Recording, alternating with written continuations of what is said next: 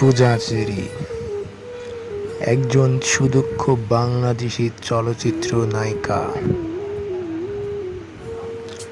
দেক্তিময় সুন্দর ফিগারের অধিকারী এই নায়িকা শাকিব খানের সাথে তার রসায়ন বেশ জমে উঠেছিল। গুলোই ছবিতে তার প্রমাণ পাওয়া যায় শাকিব খানের সাথে পূজা চেরির রসায়নের।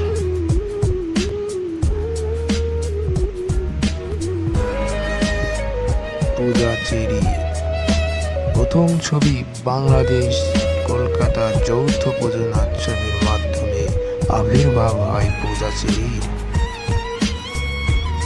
2000 সালে জন্মগ্রহণ করেন পূজা চেরি।